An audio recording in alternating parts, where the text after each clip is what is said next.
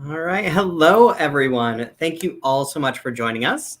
I am so happy we are back doing this virtual event to celebrate rising star of young adult novels, Sarah Liu, who will discuss her twisty teen thriller, I Will Find You Again, that is celebrating the release day today. This is Left Bank Books welcomes. Yes, I forgot to say where I'm coming from. Liu will be in conversation with #1 New York Times bestselling YA author E. Lockhart. And for everyone, there are signed book plates to accompany your order as well, but I'll talk about that later. Left Bank Books is St. Louis's oldest independent bookstore. We would like to thank all of our supporters, the supporters of Sarah and Emily, and everyone for their outpouring of love for our bookstore. Left Bank Books offers in-store shopping, curbside pickup, and delivery to anywhere in the country, anywhere in the world even. We are very happy to be able to bring our event series virtual. We believe that events are a way to expand your mind and bring in new thoughts to make the world a better place. We hope that you enjoy this event, and we hope that you support Left Bank Books by purchasing a signed copy for you or for all of your friends on our website, left-bank.com, and I will share a direct link for where you can find Sarah and Emily's books. Purchasing a copy of the book or books from Left Bank Books allows us to keep our bookstore and staff operating, so I want to thank you for your support. I'm Shane Mullen. I'm the event coordinator for Left Bank Books. We produce hundreds of author events each year with a fantastic team here in St. Louis. We will be taking questions from you, the audience, at the end of the event, so please type your questions as a comment. And for YouTube, you need to be logged into YouTube to ask a question or comment. So if you aren't logged in right now, just quickly log in, come back to the page, and we'll all be back together in just a moment. Or, yeah, do it while I'm talking. We have a lot of in-person events planned for the spring, and we are continuing to offer virtual events and hybrid events into the virtual world. So wherever you are, if you are in St. Louis, if you're in Washington, if you are in Atlanta, wherever you are, you can join our virtual events from near or far. And be sure to check out our event calendar on our website for full details about all of our upcoming event programming. We have some amazing events coming up. I am just super excited. Tonight's book. All the Bright Places meets Ace of Spades in this smart, twisty teen thriller about a girl who cannot stop pushing herself to be the best, even after losing her best friend and the love of her life. Welcome to Meadowlark, Long Island. Expensive homes and good schools, ambition and loneliness. Meet Chase Ohara and Leah Vestiano, the driven overachiever and the impulsive wanderer, the future CEO and the free spirit. Best friends for years, weekend trips to Montauk, sleepovers on a yacht, and then first love, true love. But when Leah disappears, Chase's life turns into a series of grim snapshots. Anger, grief, running, pink pills in an Altoids tin, a cheating ring at school, heartbreak, and lies. A catastrophic secret. And the shocking truth that will change everything about the way Chase sees Leah and herself. About our authors this evening.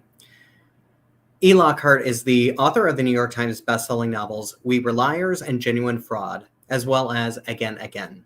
Her other books include Fly on the Wall, Dramarama, The Disreputable History of Frankie Landau Banks, and The Ruby Oliver Quartet, The Boyfriend List, The Boy Book, The Treasure Map of Boys, and Real Life Boyfriends.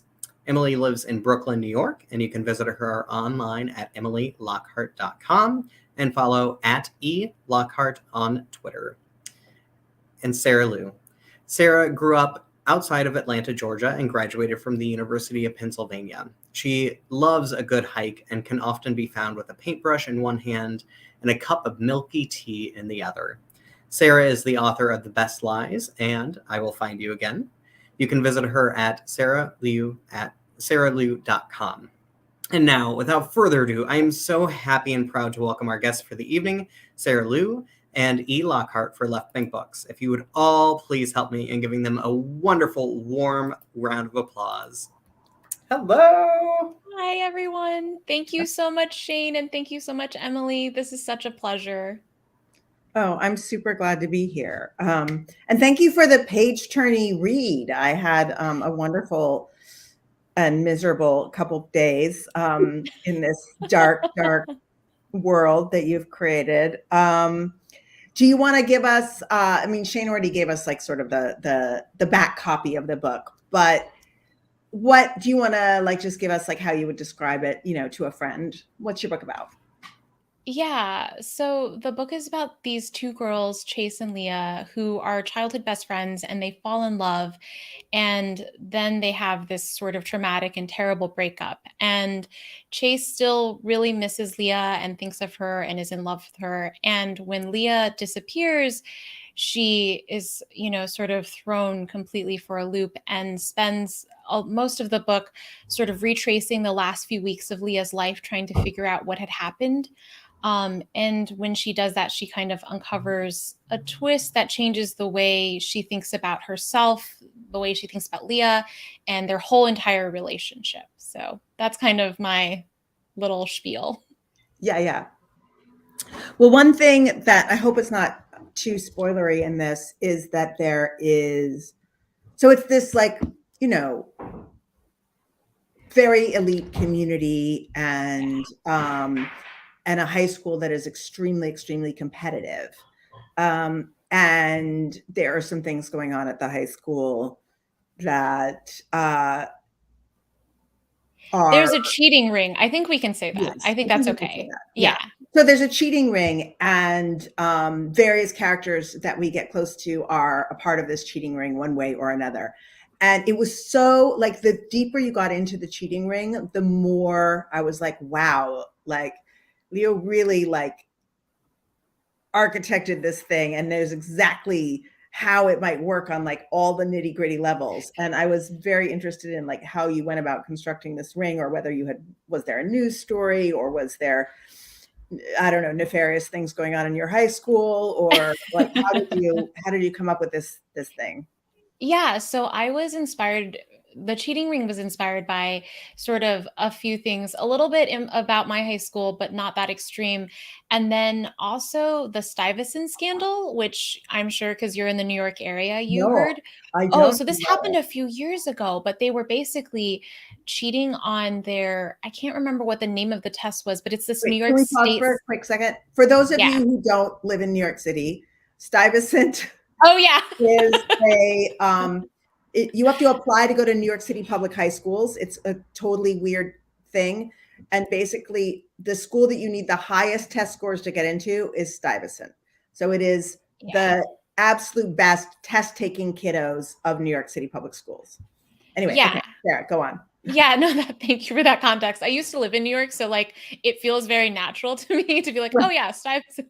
Um, but yeah, so they had this scandal, and it's like one of those New York standardized tests. I can't remember the name of them because I didn't actually go to school in New York, but they were caught like egregiously cheating, and it was this whole thing. I think a kid got expelled, and so like in my mind there was always this like elite school and cheating. And then I was also inspired by this movie. It's a little obscure, but it's called Better Luck Tomorrow, and it's by Justin Lin, who's most known for his like Fast and Furious movies, but this was like one of his Oh, yeah, first yeah. works. I know who that guy is. um yeah.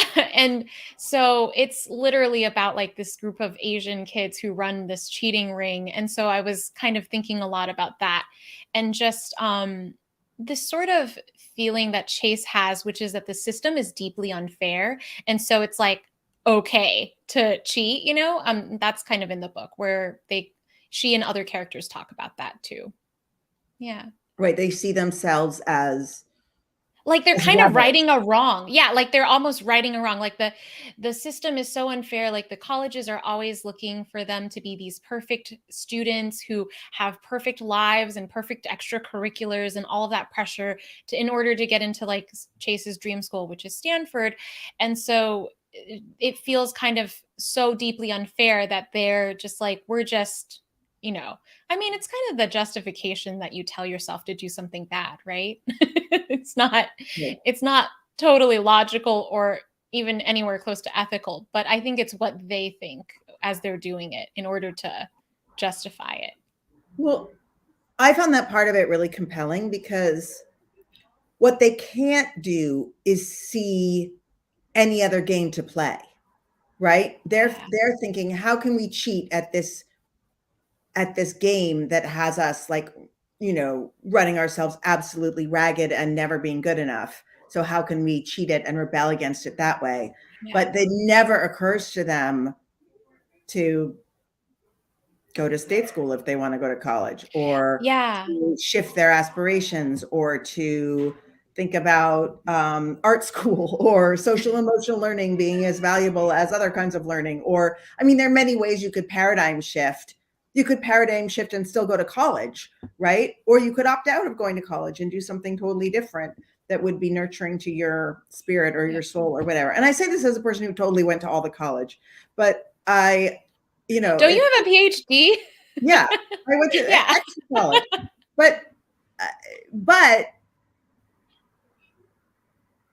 well, first of all, it suited me. I didn't, and second Yeah. of all, I'm old enough that I didn't run myself ragged the way these kids do. You know what I mean? Yeah. It wasn't that. It wasn't like that in the old days. And also, I didn't strive that high. You know what I mean? Like I wanted to go to a nice college. I wanted to go east. I wanted to have an experience, but I wasn't like, there was no like golden ticket like Stanford is in this book, right? I think for this kid, Yeah. the family pressure and the institutional pressure. So there's pressure from the school, and there's pressure from the family, and there's pressure from the Yeah. community. And so the pressure is coming from all these sides. And I thought that was really, so that they can't even see, right? What else might be out Yeah. there. Yeah, so that was kind of based on my high school experience. I also went to a very elite public school. And it just it and you know, like when you're 17, you've only lived 17 years of your life. And so you only know what you know. And so, like, when you're sort of in that world where everyone, your peers, your teachers, your parents, your friends' parents, and everyone lives in this world of like, no, this is the only way to live, you kind of think, oh my gosh, this is make or break. If I don't, get into X school, I've totally failed my life. And of course, that's totally not true. Um, but that's something that I've had to come to sort of later. I didn't I couldn't. I think sometimes when you're locked in that view, it's really difficult to sort of paradigm shift when it feels real to you that this is, make or break if everyone around you is also feeling the same way. So yeah, but absolutely I agree with you. Mhm. Even in college, I had professors who were like, I don't know, man, state schools are better. Like you should just go to a state school and not, have to pay such a high price tag or graduate with debt and, all of that kind of stuff. Yeah. What kind of high schooler were you? I was an overachiever, like kind of like Chase, but not as smart as Chase. Like I gave her more accolades than I achieved. I was not student council president, and I was not in the running for valedictorian. I think I was like top, I don't know, 23. It's been too long. But yeah, like I still lived and breathed that kind of overachiever ambition and and I think it, like, for Chase and her father too, I think it comes from like a deep place of insecurity, like this feeling of need to achieve as this way to fill this hole in their heart where they feel like they're not good enough. And so that's sort of where I was writing from when I was writing this book too. Yeah. Yeah. I thought it was really interesting that you countered. So Chase's ex-girlfriend Leah is more of a free spirit. She also comes from a wealthier family, and so there's more ease in her economic situation. Um, but I really thought it was interesting how you contrasted her as a sort of free spirit with Chase's grandfather. Yeah. Yeah, and he having a free spirit for a father has really shaped the way that Chase's own father um, operates. And I wondered if you could talk about sort of those two characters as foils for each other, or whether did that just emerge naturally, or did you sort of think it through, or I don't know. That totally emerged organically. And it's funny because after I finished the book and turned it in for like copy edits, it was done. It was only then that I realized that like some of the things that Chase's father does to her, like the message that she's not good enough. I realized that Chase was basically telling Leah, her girlfriend, that she wasn't good enough. And there's a lot of these moments where the two of them are having arguments about how to live, like sort of a like how to live life philosophy, whereas Chase is like, no, this is the only thing I've ever wanted. I want to be like a power broker. I want to be the kind of person that people pay attention to. I want to make my own rules. And then Leah is very much like, but why can't we just like hang out and be happy? Like what's so wrong with that? Like what's so wrong with just like sleeping in and eating pizza and watching Eternal Sunshine of the Spotless Mind, Like she's just like, why can't we have that? And I think like that I think it's so funny that you saw the similarity between Leah and Chase's grandfather, because I didn't connect that until now. But I do think that that's sort of like a reaction against each philosophy, right? The grandfather is very free spirited, but the father is like, yeah, but I grew up hungry, so I didn't like that very much at all. So I'm going to do everything in my power to make sure I'm never vulnerable again. And then for Chase, she's like, this is not a great life that my father is trying to espouse. And for Leah, she's kind of reacting to her parents, where her mom is this celebrity chef on, like a Food Network type channel.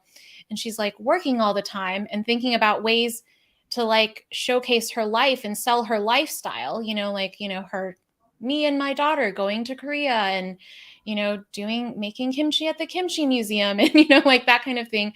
And Leah's like, but this is so fake. Like, why don't we not do that? And so there's like this kind of bouncing back and forth going on through the generations that's going on in the book. Yeah. Yeah, for sure. It was a very intergenerational book in that way, even though the center of it is this love story and what went wrong between them.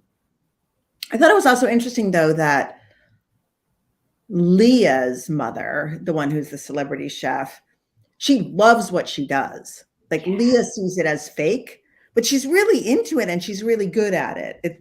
Those things really come across. So she has this like passion for what she's doing that isn't only a drive for success. It's also excitement about whatever, making television, making food, that comes across, I thought. And that Chase, whose father works equally hard, but doesn't have that like spark of joy and enthusiasm around what he's doing, at least not that Chase ever sees. So she really responds to the enthusiasm from Leah's family about the mom's work. And I just thought it was really interesting the way they kind of counterpointed each other. Yeah, I think that Chase sees it as, I don't think she says it explicitly in the book, but I think the way she would see Jo, who is Leah's mom, who's the celebrity chef, I think she would see her as like lucking into something that happened to be really passionate for her, but like reaching stratospheric success with that, and seeing that as not like necessarily an achievable pathway or like a replicable pathway. And so she's kind of latched on to her father and the way that, the life that the paint by numbers kind of life that he's taught her, which is, go to this fancy school, come out and get this job at this management consultancy, climb your way up to partner and become this powerful dude who runs his own little division or something like that. Right.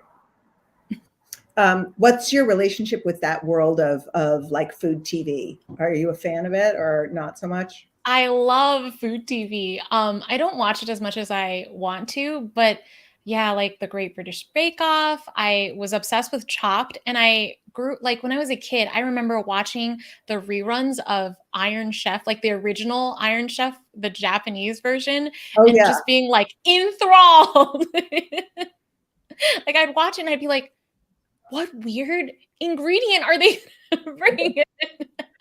How are they going to make come up from the floor was so good. Yeah. That was like so theatrical and bonkers, right? Yes, and the way that the host was just like totally in it, and it yeah. I would like stay up late. It would be like everyone had gone to bed and I'd like have the TV on like super quiet in the living room. Hopefully my parents didn't wake up and notice I wasn't sleeping. And then I just like watch. Right. And little did you know that you would put it in a novel one way or another, right? I feel like Yeah. those things that we did back when we were teenagers that we thought were a waste of time. If when you become a YA novelist, you're like, yes, she stays up late at night watching Iron Chef, and this is crucial to her character, or it becomes some part of the world that you're building one way or another, and it none of it was ever wasted.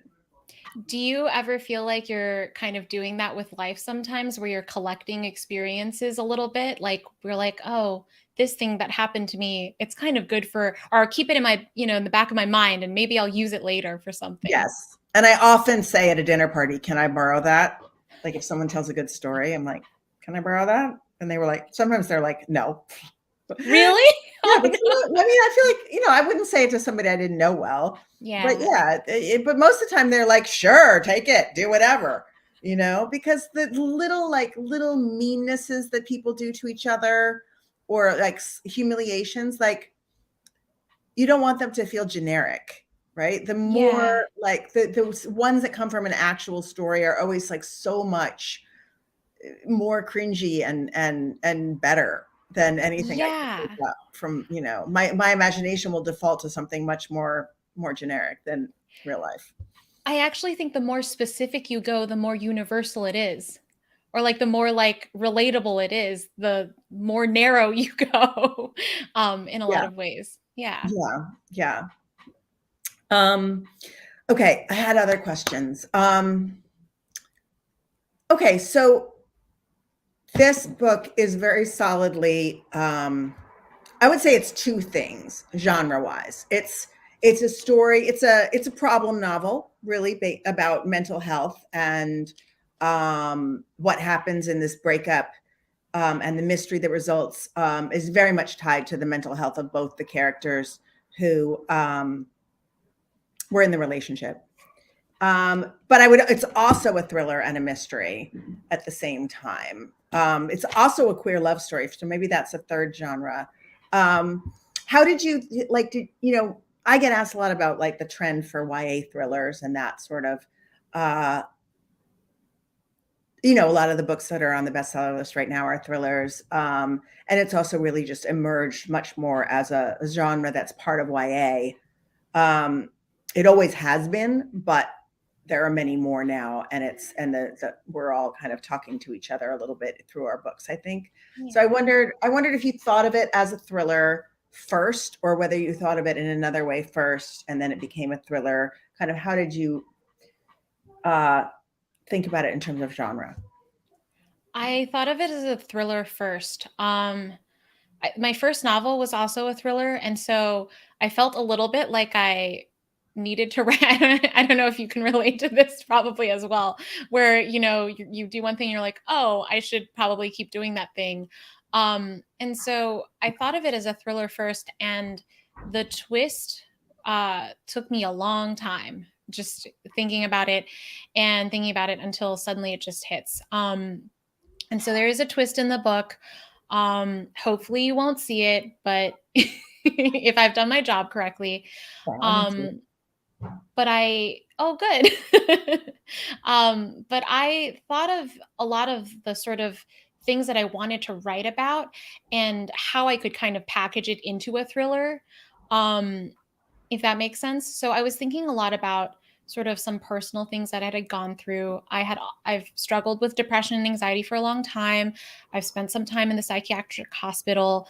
Like these were real like life experiences for me that I wanted to write about, but I didn't want it to be solely focused on that, if that makes sense. Like I wasn't sure that I could write it in a sort of just a problem novel straight up.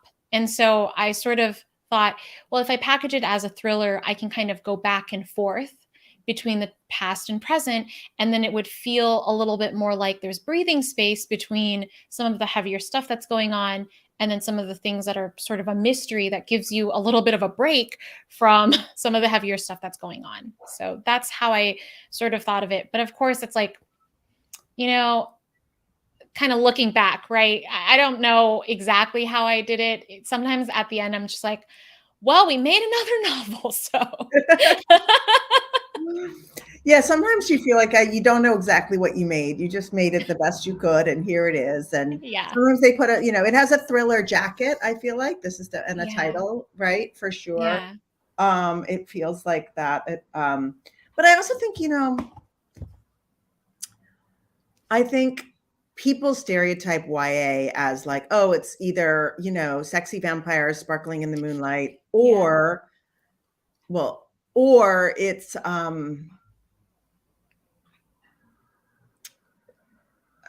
some kind of problem, like a problem novel, and the teenager overcomes the problem or gets help with the problem.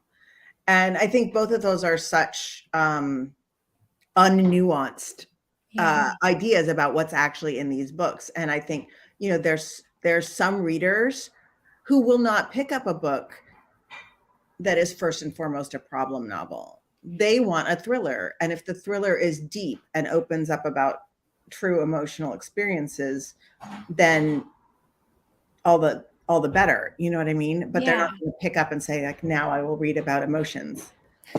Is that how you sort of thought of the thrillers that you've written, as thrillers first? I have thought about them as thrillers first. Yeah. I mean, I think the themes that we are interested in come, if you told me I had to write a comedy tomorrow, I would gladly try, but I would, the themes that preoccupy me as a writer would keep coming up in their own shape. Right. Yeah. And I think, sometimes you think this book is totally different, right? This book will have nothing to do with those other books. It's going to be a totally different thing. And then you write it and then you're like, oh, I wrote about that thing that always comes out again. That's happened to me a lot. And, that's the magic of the weird job that we have.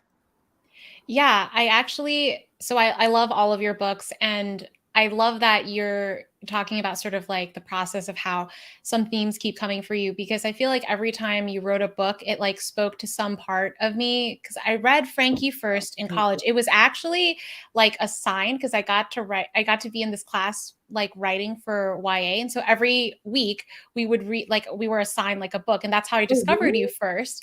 Yeah. And then so of course I went back and got the Ruby Oliver books, which I actually think are hilarious. So you do comedy really well. Yeah, those are totally comedies. And then like I even tried to adapt the first book as a screenplay when I was taking my screenplay class, like later on in college. Oh, wow. Yeah, I know. A lot of fun. And I felt like when when Real Life Live Boyfriends came out, I was like, this is what I need. I need to learn how to be treated in a relationship. And I was like, this is doing that for me. So yeah, I feel like yeah. So like every point there was like, and I was really happy that I got to be in New York when We Were Liars came out, just because I was like, I can actually attend an event. Yeah. That is so nice. What a love. And now we get to do this event for your book. I know. So yeah, I mean, I would love to write comedy again, but as you were saying earlier, you can write whatever you want to write, but whether your publisher will feel like putting it out, is another question. And whether, or maybe they'll put it out, but they won't be super excited about it. So I think it's, it's,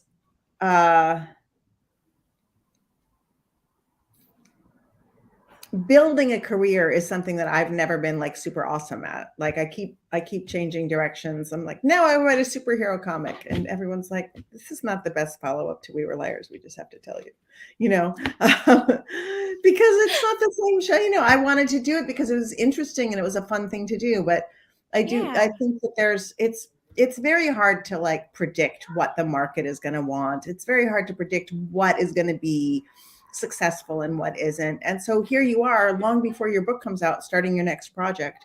There's not really any way to tell what would be the smartest thing for you to do, right? What are you working Yeah. on next? Let's find that out. So I want the answer to this question for you as well. So right now I'm not on contract, so I don't have a book due, and so I'm thinking about sort of like what I want to work on next, and it might end up being an adult book, but I don't know. It originally came out as sort of a YA idea, but I couldn't make the ages work. Like some of the experiences they needed to have just couldn't happen for characters who were teens. And so it's really sort of this book about what happens if you lose the person that you love and that you had planned to sort of spend your life with, but they are recreated as a clone. So we'll see if that idea sort of comes back, a little exploration about identity, a lot more about grief, because that's a theme that keeps coming up for me, and probably a bittersweet ending because happy endings. I don't know. I can't pull them off at this point. So yeah, what about you? What are you working on? I've been doing some TV writing, and I have a weird book about birds that I'm partway through that I don't know how it's going to end. And I have something else that I'm sort of starting a pitch on. I've been a little all over the map, actually, since That's Family really Club. cool, though. That's really cool. And did you know that you were going to do Family of Liars at any point, or did it kind of come to you later? I actually really love it. Oh, thank you. I No, I love did not plan to do that at all. I just 7 years later, I suddenly had a bestseller. So I was like, wow, this feels very lucky and unexpected in this strange time we've all been in. And I felt so lucky to have readers. Like in the middle of the pandemic, I just felt so lucky that I thought I would try to please them, so I thought I would write another book set on that island, and I really didn't know what would happen. It took me, a while to figure it out. It was not like nothing was planned. Yeah. That's amazing because it feels totally, of course, I got to read the finished version, so it all comes together. But I actually really love the character of Harris because in the first book, he's Katie's grandfather, and so he's very like far away and godly, right? But like in this prequel, he's the father, and so you see like a different side to him where he's more directly involved with Carrie and the other sisters. And I just felt like it sort of revealed a different side of him. I think of him, he does a lot of monstrous things and his behavior is, not great. But I thought that there was something really, I don't think it's spoiling the book to say that like he accepts Carrie in a way that is really lovely. Like he knows, that Carrie isn't, now I'm thinking I'm walking into a spoiler. Carrie isn't exactly who she thought she was, and he always knew that, but he still loves her in this strangely unconditional yet conditional way. Do you know what I'm talking about? Yeah. He knows what she's done, and he loves her. Yeah. Well, no, it's not just that, but he knows like, and he knows, he knows a lot of stuff about her. Yeah. Yeah, he knows a lot about her, and he's like, there's some conditionality to it, right? Where he wants her to get like the surgery and to look a certain way, but at the same time, I was like, it made me understand why in We Were Liars, Carrie was like, no, I'm never going to go against what he says, like, because I was like Katie and Johnny, I was like, why? Like, you've got this man who loves you, who can take care of you, marry him and leave this family. But then after reading the prequel, I was like, no, I get it. Like she feels the loyalty to him because he's loyal to her. Anyway, so we've got kind of reading it so carefully. Yeah, no, yeah. That was the idea. I mean, it was a really fun thing to get to go back to a world and write another book set in that world. Are you going to go back to the sort of Long Island elite? I don't know. I don't think so at this point, but like you said, you never know There's what might clearly happen. like terrible things in Meadowlark. Like clearly Yeah. that town is full of underground criminal enterprises. So what's funny is like one of the reasons why I studied in Long Island was so one of my best friends was living in Mineola. I think Amanda is here watching. So hi Amanda, if you're watching.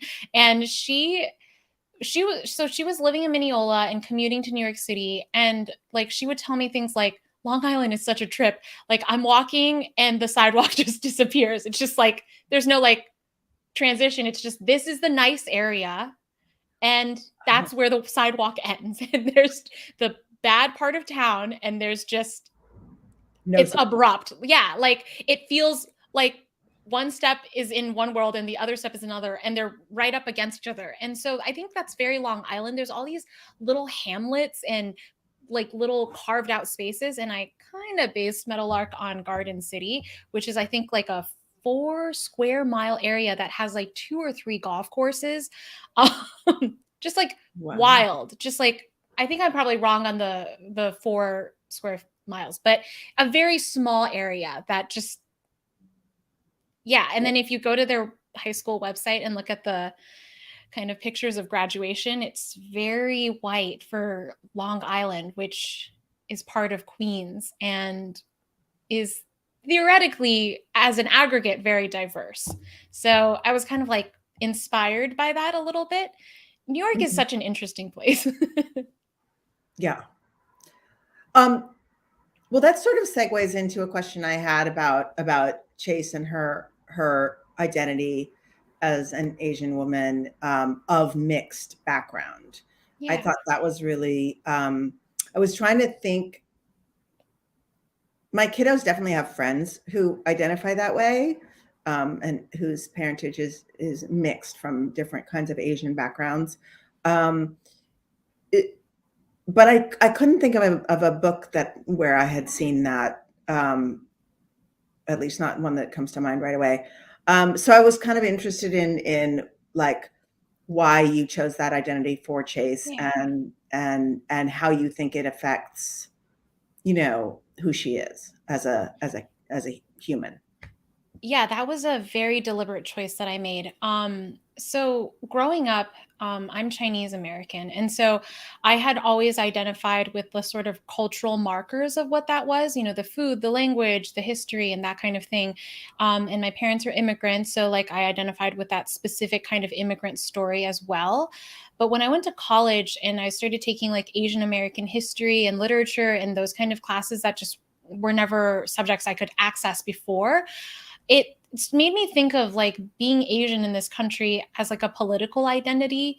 And the sort of the easiest to reach example that I often go to is, during the pandemic, it didn't matter if you were Chinese American or Thai American or Vietnamese American, you were treated in, like when they were experiencing attacks and Oh, violence, sure. they were treated the same. And so the idea that we are a political identity with a shared marginalization is one that's sort of part of like kind of my mission to write. And so when I chose to have Chase come from different backgrounds, different Asian backgrounds and different Asian ethnicities, it was sort of done with that sense of like, this is sort of like what the current and the future of what it means to be Asian American in this country is that not necessarily tied to the history and the culture. And for her, she's like third or fourth generation at this point, given like the mixed history of her grandparents. And so for her going forward, it doesn't necessarily mean that she speaks a certain language because her parents don't. And so for her, it's like, what does it mean to be seen as Asian American in this country? And so there's little moments in the book where she's like, she's trying out for cross country in high school, and she suddenly feels this pressure to, like perform and to be more athletic than everyone else because she's like, they're not going to see me as athletic. So, and they've never seen me run before. So I've got to prove myself in certain ways that maybe she wouldn't have to if she weren't Asian American. So, yeah, thank you for noticing that. Yeah. Well, I always find divided identities, really, really fascinating positions for characters or positions from which to write. Also, like it could be your heritage, but it also could be like 1 foot in and 1 foot out of different community identities, or like in my case, religious. Right, my dad is Jewish, my mom is in a New Age religion. Everyone I went to school with that I knew about was Christian. So I was like past 100% as part of what was the dominant culture in the schools that I went to. But I was always religiously different. And, that was like, I'm still interested, right? I'm interested in that for my own life, but I'm also interested in other people who straddle a community. And I thought what you did with Chase was really interesting, because she is split, like her the way that her mom thinks about parenting and the way that her dad thinks about parenting, and her dad being shaped by his own father. And like, this is not a massive part of the book, but it's definitely there, right? Yeah. That her family is somewhat divided, and yet, as you were saying, that sort of monolithic label of Asian American and is how people see her, even though it's much more complicated actually at home. If that's kind of what I took away from it, at least as a starting point. And okay, so it's also a really sweet love story. I feel like these two people fall in love, and you're really rooting for them, and it's not a spoiler to tell you that they're broken up at the beginning of the book. And you get so much history of their love story and how it came to be and what it meant, even to both of them. And then there is a third character, so that there is a love triangle, right? And I just thought you did a really good job sort of capturing the like terrible feeling of jealousy when, the person that you've had a really intense love relationship with is now with somebody else, and how in high school you have to see them every single day. Oh, torture. Every other situation, pretty much you have the option to leave. Like, even if it's at your job, you can leave your job once you find a new one, at least, right? You have some power to say, no, I'm not coming to this environment anymore. But in high school, you're legally obligated to show up every day. I know it is torture, I think, in a lot of ways. And I think so the love story was actually my absolute favorite parts to write. Like, I felt like when I was writing a scene of them falling in love, it was just like flying by. I was like, where are the words coming from? Thank goodness. I just enjoyed it so much. And I never wanted to leave. But of course, they have some real problems. And I think that Hunter is the character that you're talking about, where she is the current girlfriend of Leah. And Chase hates Hunter, not just because like of the jealousy of, Hunter is now with Leah and I never got to be, or I'm not with her anymore, but the fact that like Hunter is kind of all the things that she wants to be herself, right? Like, Hunter comes from this super privileged family, like even wealthier than Leah's family. They own yachts and private islands, wink wink, and that kind of thing. And I just thought, like, that's what she wants. And so of course, in life, when you lose the girl you love, who is she with? The person that you wish you could be. Yeah. I feel like every ex-partner I've ever had always went on to somebody who somehow, even if they didn't symbolize that for me before, then I projected that onto them. I was like, oh, she's perfect, right? Okay, she's very short. Okay, she's a waitress or whatever. I don't know what. I'm making stuff up. None of this was true. Yeah. But I would be like, oh, I would somehow idealize that person also. I think so. Yeah. I think that can be such an interesting thing, that like, it's all the more galling when they already embody the stuff but you might be bringing that stuff to the way you see that person too. Oh, totally. I Right. think projection is a huge part of life. Often, yeah, often in real life where I see a problem with someone, I think about it and I'm like, no, this is really about me and my Yeah. issue with XYZ and not them. And so I love, well, so I wanted to talk a little bit about like unreliable narrators because I feel like we both have written unreliable narrators. And so when someone first asked me about this for this book, I had forgotten that Chase was an unreliable narrator. I was like, oh, yeah, I guess she is. And that's kind of in part because I see like everyday people like us as kind of unreliable narrators of our own lives, where 100% of my experience is really shaped by sort of what the story I'm telling myself about how something is going instead of what is actually happening. What is sort of your view on unreliable narrators and, whether or not you're drawn to them, I guess? Um, well, I mean, I didn't perceive Chase as an unreliable narrator in that I felt that she was Hmm. telling us, as does Cadence in We Were Liars, Yeah. everything she knows as she knows it. She's Yeah. not like lying to us. No, no, no, no. She's telling us everything she knows about the situation, and then it turns out she was mistaken Yes. about something. Yes. But being mistaken doesn't necessarily, I think, make you an unreliable narrator. I mean, Oh, good. I love that. I think because I think you're creating a kind of a trust with your audience. So, Yeah. not to be spoilery, but other books of mine have more unreliable narrators, but they tell you up front, I'm not going to tell you everything. I'm going to lie. I'm going to tell you I can't tell this all the way truthfully. I'll try, but probably there will be some falsehood in there. So in that way, I'm trying to sustain that contract with the audience. Yeah. In other words, I am not lying to them, me as the Yes. Yes, right. and I think that's why I was surprised when I got those questions in interviews because I was like, "Oh, I never thought of her as an unreliable narrator."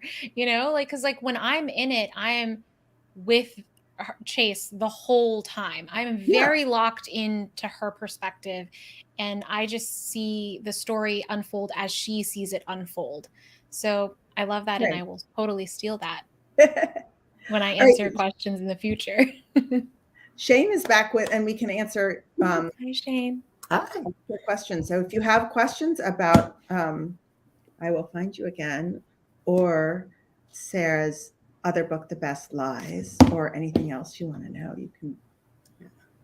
I wanted to remind everyone to ask a question. Be sure to be logged into YouTube if you want to type up a question.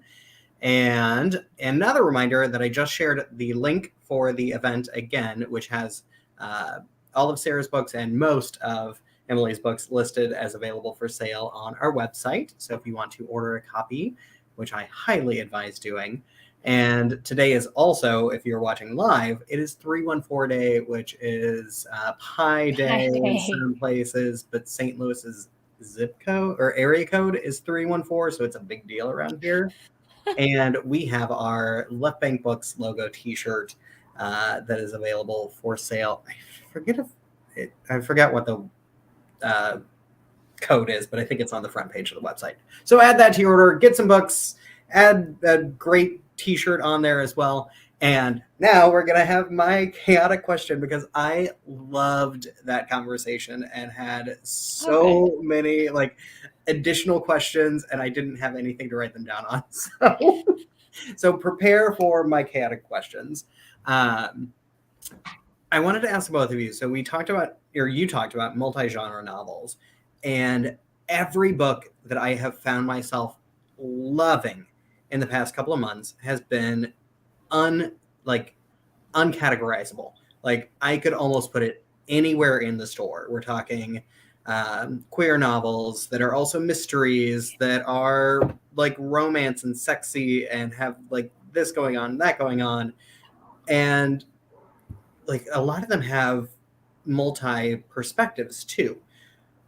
or multi-timelines. And I am curious because from knowing some of the other authors that have written these multi-genre novels and having talked to them, a lot of this was kind of a response and reaction to the pandemic, to the shutdown, and to not being able to focus and to want to take it all on and to want to kind of mimic some of the TV shows that were incredibly popular, where everything and anything, I mean, the tiger, whatever that was, like, it was just chaos the entire time because it was multi-genre and it kept people enthralled.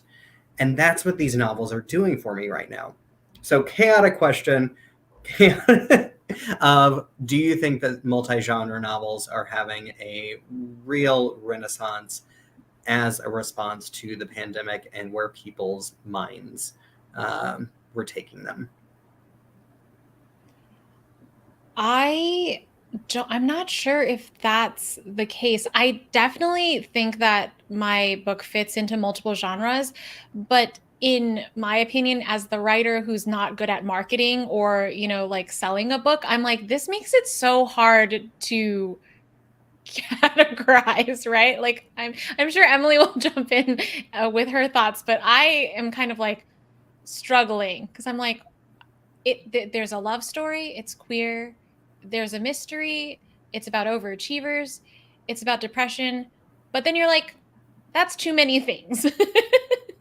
See, I've lost someone along the way. No, I think it makes so many readers feel like they can be involved. And like, if they're looking for any one of those things, it makes it so easy to put this book into their hands, because I can say, I know you weren't looking for all these other things, but they are also in here. And you can get everything in this one book and be thrilled by it. Well, I hope I mean, so. I'm never a good, I don't always identify trends well. I mean, to me, what you described sounds like fiction. Yeah, that But works too. I will say that all of you who are watching us, you should buy some more books at Left Bank, because they're an independent bookstore. And Yeah. so you should buy, I will find you again, 100%. But when you are putting things in your shopping cart, you could put other things in there too, I think. And one thing you could put in is a cross-genre book that I recently read and really liked, called Legends and Lattes. Oh. You know this book?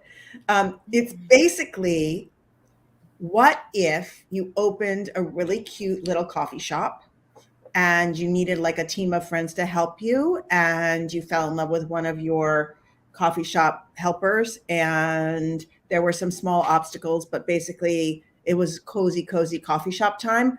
But you were a murderous orc who had given up murdering people, and everybody in your coffee shop has like tails and ears and little fantasy characters. So it's like it's literally says a low stakes fantasy novel, and is about this orc who's given up murdering people and wants to have a cafe. and it's so cute, and they just keep making lattes and scones, and there's a little romance. It's the sweetest book ever. So I found this by Googling, as I think many people did during the pandemic, comfort reads. Oh. Which this is not. This is for when you want to stay up all night. But after you are up all night and you feel terrible in the morning, the next night you will maybe read this calming, cozy orc story, or some other I feel like the cozy, feel good could be any genre, but I feel like that has made a resurgence in recent years. People were writing things that made them, not you, Sarah, but other people were writing things that made them feel good. Not me either, but somebody. Yeah. And thank goodness for them, because after all this murder and misery and that kind of thing, we need to cheer up sometime. Did you see that they announced the sequel for? I heard there was going to be a sequel. Yes. Yep. Available for pre-order now.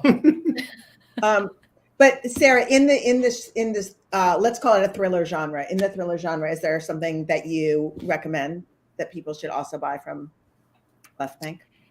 Yeah, so obviously your thrillers. But I recently read one. It's kind of like a horror and thriller combination. It's The Honeys. Have you heard of it? It's by Ryan LaSala.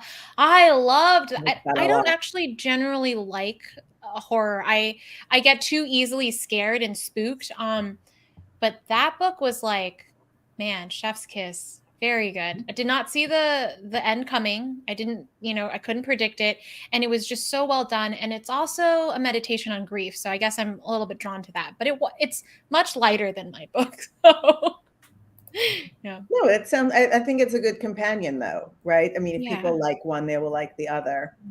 yeah. Yeah, he's very smart and he's a fun presenter. I've done events with him. Oh, We did cool. a Halloween event, and Oh, that makes sense. he dressed as a giant sexy toadstool. Again, I just love Batman t-shirt. You should follow him on Twitter, everyone, because he's a delight. He is. You'll see Yeah, him in various costumes. Yeah.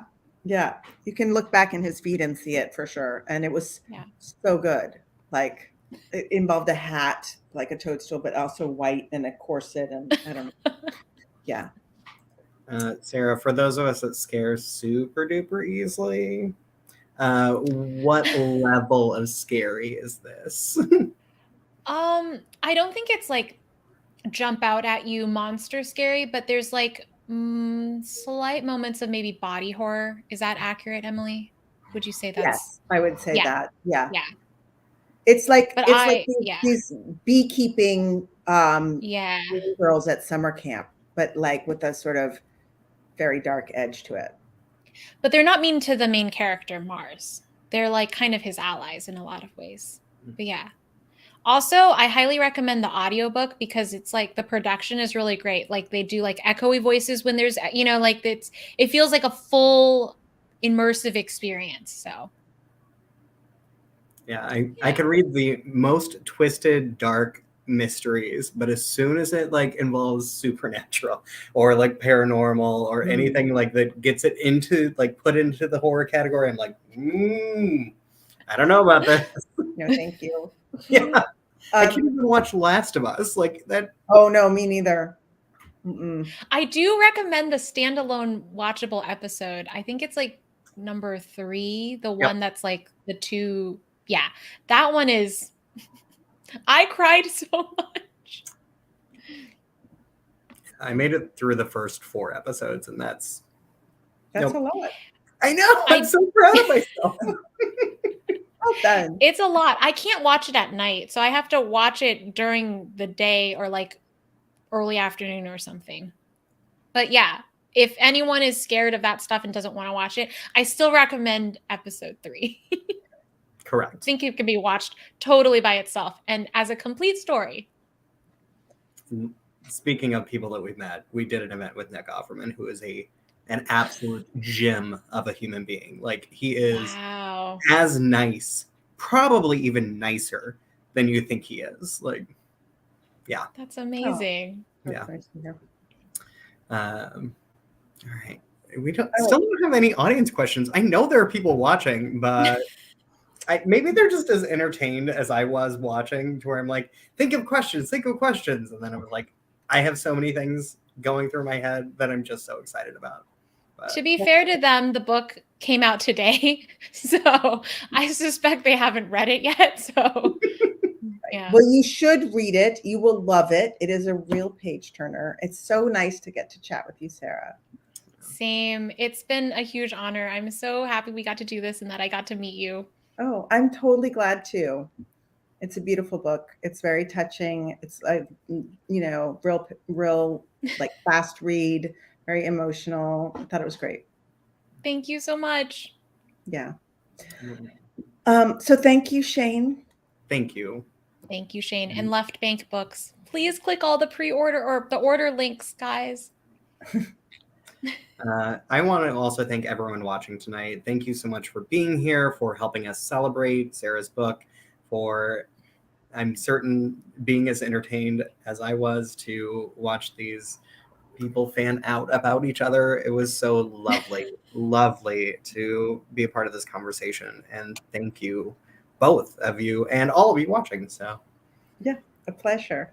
Congratulations, Sarah. Thank you so much, Emily.